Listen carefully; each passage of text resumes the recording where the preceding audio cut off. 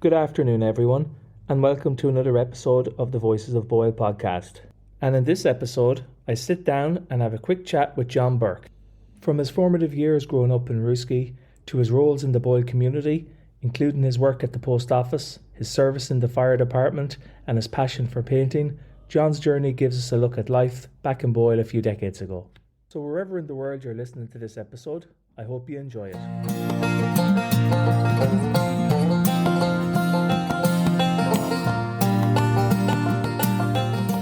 Today I'm joined by John Burke, who many of you will know well from around town. John, how are you today? I'm fine, Carlo. Good man. John, were you born in Boyle? No. You weren't? I was born in Roosky, on the Roscommon side of Roosky Bridge. Right. Okay.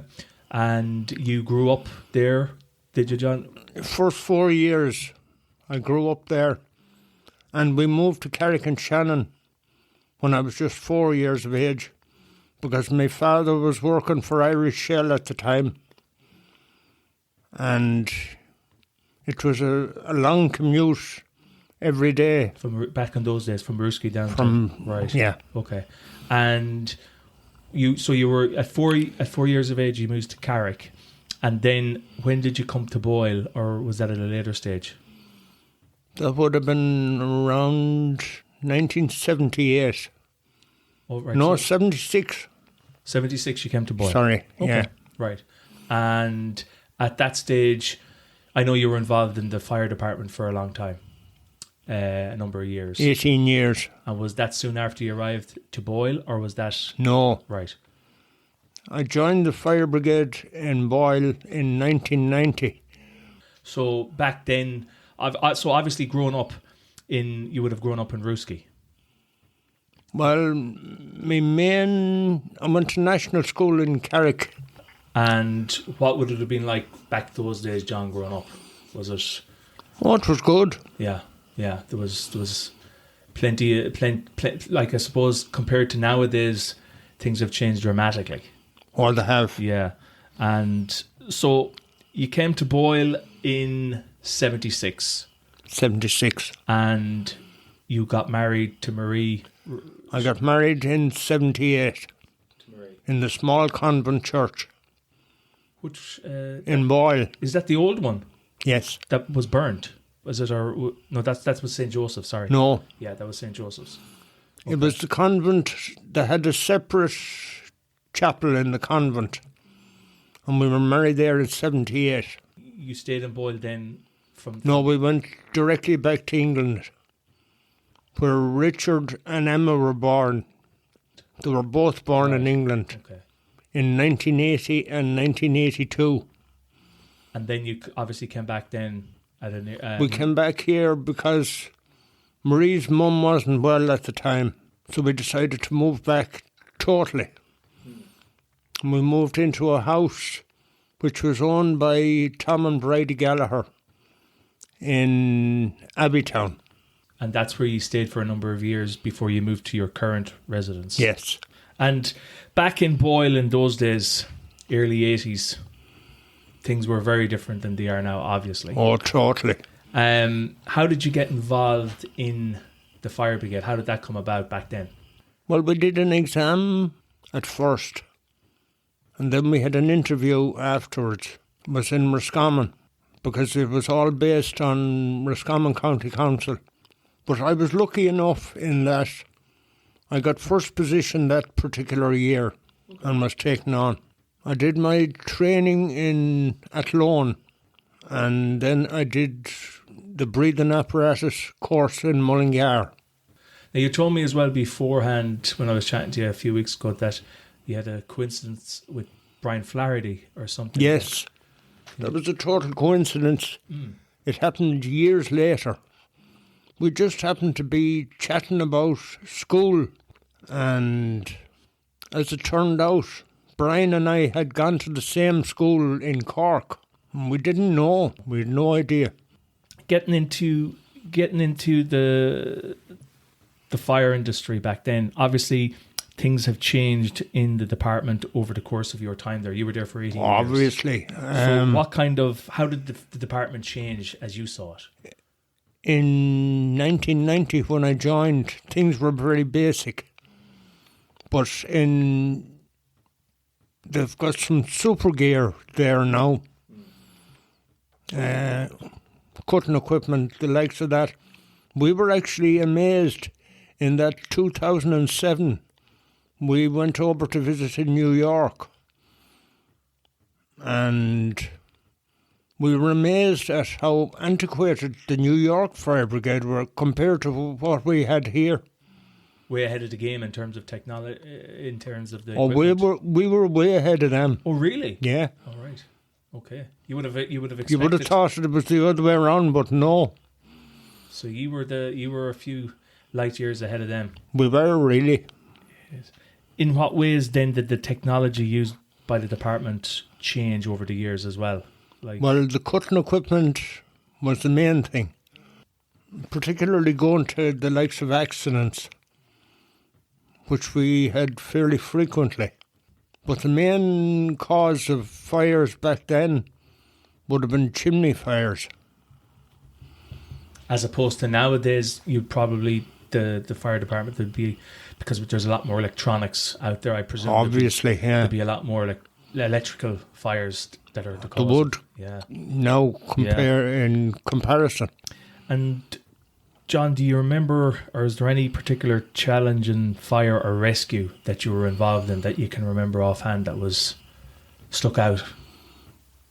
There was one in particular, was O'Connor's house it was out in the middle of nowhere at the time, and I remember we were the house was well ablaze when we got there.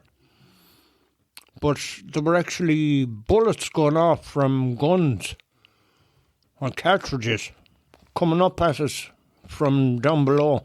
And in Boyle, was there any major fire that you were involved in? Do you remember the Taylor's fire back in? I do. I remember as well. Were you on call that night? Yes. You are.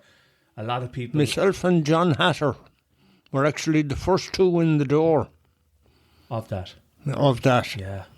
That was, I think, I'm trying to remember. I think it was maybe 91 or 92. It would have been, yeah. And I think most because the new station didn't open until 94, as it is now. Yeah. But that would have been around 92. End of a big era for Boyle, that Taylor's. It was. Huge. And there, the other big one we had was in Ballahadreen when the meat factory burned down. I remember that too. Yeah. Again, mid-90s, if I remember. Would have been, yeah. And that was massive. That was huge. We were over there for days. Oh, really? That long? That long. Well, what did they produce again over there? It was mainly for the Russian market. It was a lot of offal and cuts that weren't needed here, that would have been exported to Russia at the time. There was a number of other fires in Boyle over the years, but probably before your time in the fire brigade. I think wasn't Candons went up. Candons. Yeah, that was before my time. Yeah, there was a few other major fires. Did you learn any lessons, life lessons, or anything like that, John, during your time with the fire industry? You were there for 18 years, so we had a great, and it was second to none, a great camaraderie between the lot of us. Was there many Avi stationed in Boyle? There were 8 of us. And would that have increased or decreased, like, compared to nowadays? There may be one more now. Is that all? Yeah. Okay. And there was the same amount of trucks, was there? There was like 2 or 3? No, we didn't have as many. We only had the one basic engine back then. After the fire brigade stint, you worked in the post office, I believe. No, that was before the fire brigade. That was before, okay. I was 7 years in the post office. What was that like? It was good. Were you in the post office doing sorting, or were you actually delivering? Delivering. Back then you might have had a bicycle maybe, or was there? No, it was all on foot. On foot? Yeah. All right, so you would have been... I did the whole town on my own, on foot. And again, back then as well, there would have been more people living in the town centre itself compared to nowadays. Yeah, I always, the Lord of mercy on him, Tom Callan, I always loved to meet Tom in the morning because he took a big bundle from me every morning that was going into the office to him, and it lightened the load a lot. And how long did it take you then, John, to maybe you'd start your day at 8 or 9 o'clock? No, 5:30, because I started off as cleaner in the post office, and I had to put down 5 fires in the morning, stoves, and have them heated up when the lads came in to do the normal shift. So your day started at 5:30, and you do that, and then you go out and do the round for the post. Yes. And what time would you be clocking off then to put the feet up in the evening? Around midday. And how did you find that? It would probably take a bit getting used to at the start, I presume. Yeah, because obviously I didn't know where everybody's house was.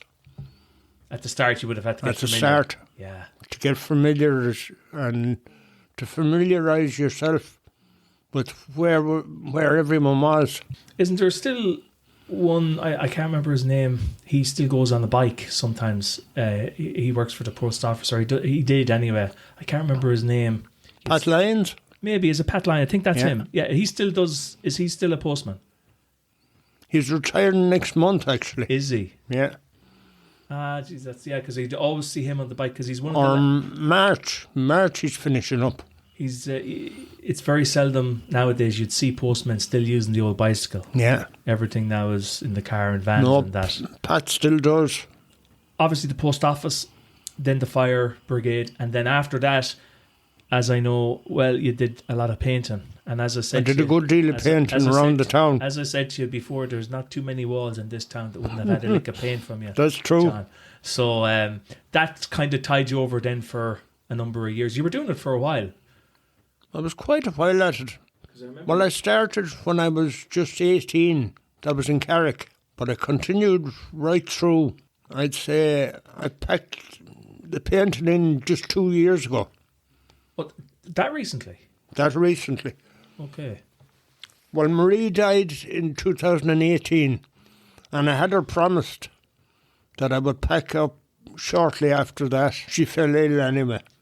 Yeah, she was a lovely woman, so she was, Marie. Oh. Salted We loved her to bits. Ah, of course. Why wouldn't you? Absolutely. Any regrets in life, John, from back in the days? Do you have any? Not really, no. And like when you were growing up, did you have any... You always hear the question asked, what did you want to be when you were young? What did you want to grow up to be? Had you any aspirations or dreams of doing a certain profession? Or back then, was it just a case of something that puts food on the table? Exactly. Right. Because I had ambitions at the time when I was a kid to be a pilot. Right. That was always a big grow of mine. Right. And it just never materialised. I suppose as well, back in those days as well, things weren't as accessible as they are not now. As now. Plus, I presume they would have cost a lot of money back then to do any of that kind of...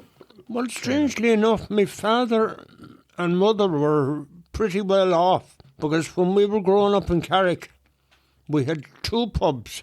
One is the Jolly Grog now, and the other was directly across the road from it.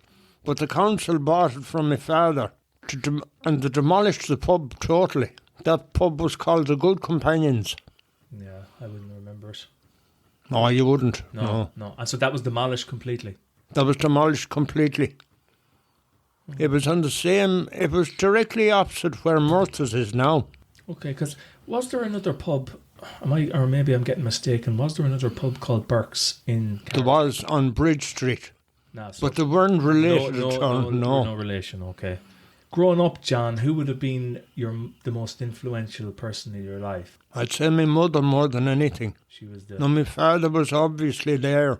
No, he sold both pubs and got into the haulage business after that. And he went around the country, was it, or just local? No, just mainly local. It was for Leitrim County Council. He did a lot of work. But then we moved out to where... Our house is where the men's shed in Carrick is now.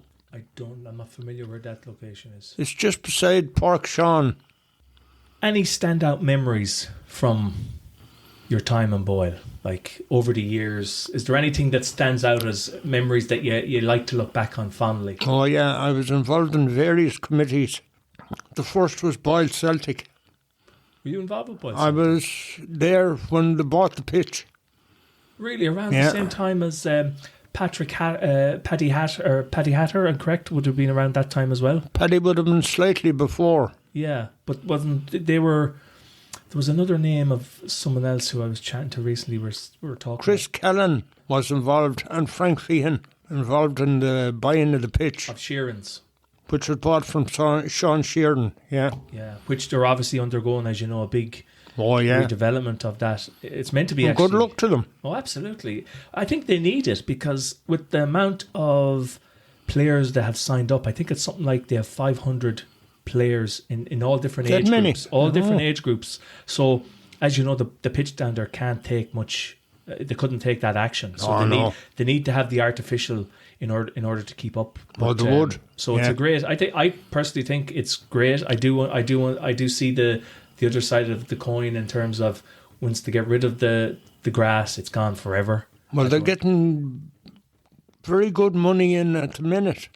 They are. On the weekly draw. Yes, the 50-50. The 50-50 draw. That's been a massive success. It's been a huge success. Because you had the Chamber of Lotto. Chamber of Commerce. Sorry, the Chamber of Commerce on every week. And then I think, I don't know, was it just before COVID or not, but they stopped. And then Boyle Celtic had come along and kind of done the 50-50. And that seemed to kind of that took over. It did. Yeah. Which, it just shows you that, because I think it's a great idea of doing that 50-50. Marvellous. Yeah. But, so you were involved with the Boyle Celtic for... I was on the committee back then. Yeah. And then I was on the committee for the Heritage Weekend. And then I was involved in the Curlew's reenactment. In 1999, I believe? Yes. Out in the Lockheed. Yes. I was actually only talking to... The only problem with that was the park got too full that day. Now, fair play to the lads from the FCA and Francie Geelan. Really tried their best. But there was such a crowd. Even we couldn't believe it. Yeah, I heard, I wasn't around for it, but I did hear it was huge. It was like the 400th anniversary, I think, of the Battle of the Curlews. It was, exactly. Marie Paul Egan was involved in it as well. Yes, she was. Betty Mailer. Betty. I was only actually just talking to a man yesterday about that it was a great thing for the town. A great buzz. Was there any other organisations or committees in Boyle, John, you were involved with that you can remember? The Heritage Weekend. Yeah, the Heritage Weekend. Yeah. And I always bring this up as well when I'm talking about the old days in Boyle, because for me, they always remind me of my youthful days, but childhood days, is the Gala Festival. Do you remember them? It's strange. Your mother came to me one Saturday. I hope you don't mind me saying this now. Oh, fire ahead. But she said, you better come back and repaint the kids' bedroom. Yourself and Lucia were in the same room at the time, right, in the chipper. And ye had both got hold of crayons and decided to change the colour. Oh, it's just a job I had. One of many, I'd say, John. I do remember you a lot in the chipper between painting the living quarters and then obviously the inside of the chipper itself over the years. And I also remember at one stage you were working with, what's his name, Martin Timon, was it? Or you had Martin worked with me. He worked with you, yes. Yeah. I do remember to be many a time you'd see the ladder up outside the premises and you painting away over the years. That's right, yeah. And John, where did you meet Marie, and when was that? I met her in a pub in Carrick-on-Shannon. She used to help out over in the pub. It's now the Putching still. It was the tavern back then. But she used to help a local girl from Great Meadow. Catherine Tivenin worked in it. and Maria'd go over and help her out. But that's where I met her first. And when was that? You said you got married in 76, so obviously maybe a couple of years No, prior. that would have been 78. 78. Or 76 rather. Yeah. We were married in 78. Okay. So 2 years of courting and then you got married. Yeah. All right. And Boyle has had its fair share of characters as well over the years. Oh, yeah. Many characters that I remember as a young fella, and obviously there'd be ones you'd remember that I wouldn't remember. But what ones would have made a lasting impression on you? Two people in particular. But the Boyle Celtic end of it was Paddy Hatter, who always ran the five-a-side in the pleasure ground very well. And Sonny Regan. Sonny gets mentioned a lot. I can imagine. I I used to get some abuse. Really? From Sonny. I refereed matches in the pleasure ground for years. Anthony Hatter did it as well, and John McDermott, the ex-postman. You all refed in. We all refed. And they would have been through gala festivals or just other matches that were on throughout the year? No, more or less through gala festivals. So that would have been back in early 90s. Oh, it would have been, or even the late 80s. Late 80s, early 90s. I don't know how long the gala festivals actually went on for. For me, it seemed like they were all during my youth, but they weren't actually. There was only a couple of years of them, seemingly. I think there was maybe 5 or 6 of them. Oh, there certainly was that. Yeah. Maybe there was more. I stand corrected on that. John, back in the good old days, Boyle would have had a number of pubs, a lot more than they have now. I think there's only 6 or 7. They would have had 26, or I think there was 32 at one stage. But what would have been your favourite haunt for an Alpine back in the day? Those days, I always went into Tom Wayne. And then I switched over to Jerry Matimo's. But they were the main two for you that I frequented. Yeah. I didn't go uptown very much. Did you No. not? Just stuck to the downtown. More or less around the bridge. So, John, is there anything in Boyle you'd like to see improved going forward? Well, I see the bingo was cancelled last night. I'd love to see the hall used a lot more. It's a great facility there, and it's not used as you said. Yeah. Not used near enough. Apart from a handful of events. Well, there was one year, I'm not sure what year it was. I was involved in the pantomime, and that worked out very well. We had a great crew together. The Royal Hotel, obviously undergoing a major facelift at the moment. Oh, huge. I have actually a lot of photographs that were taken in the Royal. We had a marvellous night in it, in that our 25th wedding anniversary and my 50th birthday were all on the same night. Or we arranged it for the same night. Say that again, John. Your 50th? Birthday. Right. And my 25th or silver wedding anniversary. Brilliant. All on the same night. The two were on the same night. And as it turned out, the Musical Society were finishing up that night. So the Musical Society came in just when we were more or less to go. And I remember there was a big singing session that night. Oh, it was very, very good. The Royal Hotel can tell some stories, though, especially that function room as well, where again everything it was the centrepiece of the town when it comes to weddings. Well, Richie, my son, was only after starting the DJing then, and he played for us that night.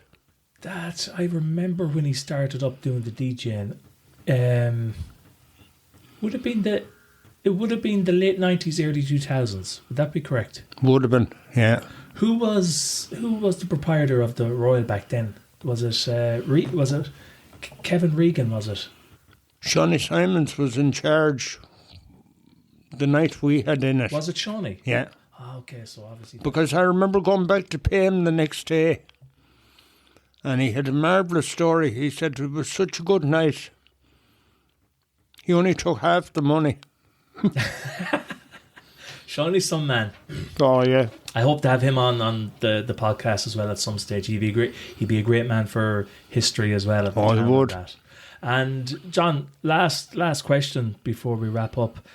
Obviously, hopefully we're coming towards the end of the whole COVID era. Certainly hope so. How did COVID affect you during them couple of years, especially 2020, 2021, where there was just everything was shut? Well, I got browned off in the house. Totally browned off. Yeah, because it was a long time. It was a long time. It was a good solid real year of lockdown in a way. Yeah. And obviously there was at one stage you couldn't go. I didn't go out anywhere. And you couldn't, as you said, you couldn't go out. You couldn't, if you met someone on the street then, everyone was afraid of each other to talk to, close. They were afraid of being too close to one another. But There were dark times, and I know hopefully we're coming out of that, and we just have to learn, I think, to accept that COVID is around, probably will be around for forever, just like flus and colds and stuff like that. We just have to, manage and try and get on with life. Otherwise, a town like Boyle or any town like that couldn't take another lockdown like we had in 2020, 2021. Not really. Businesses would just not be able to survive. They wouldn't survive. No, not at all. John, I always end up by asking, is there anything else that you'd like to talk about that I maybe haven't asked you? Oh, the only other thing I worked at was, and I had a marvellous experience in that I drove the Trinity boat on Lough Key. With Pete Walsh? For Pete Walsh, yeah. And Bernie. So you did you drove the boat in and around when they were doing tours, was it? Yes. Brilliant. And how long did you do that for? About 3 or 4 years. Was that during the fire brigade service, before or after? Would have been after. Right. So you would have been doing the bit of painting and doing the driving of the boats and bits and bobs. They were great. Peter was a great man as well. Great for Lough Key and that whole thing. He was a great asset. Absolutely marvellous. Yeah. Well, John, I think that's it. It was great talking to you, and I appreciate you taking the time out of your day to come out and chat. And thanks very much. Oh, not at all, Carlo. So that's it for this episode, folks. I hope you enjoyed listening to it as much as I enjoyed recording it. If you like the content, we'd really appreciate it if you could share it. You can follow us on Facebook by searching for Voices of Boyle, and you can also contact us on our website by visiting voicesofboyle.com. We're always looking for new guests, so if you'd like to be on the show, or if you know someone who you'd like to join us, please reach out to us via our Facebook page or website. Thanks very much, and we'll chat to you again soon.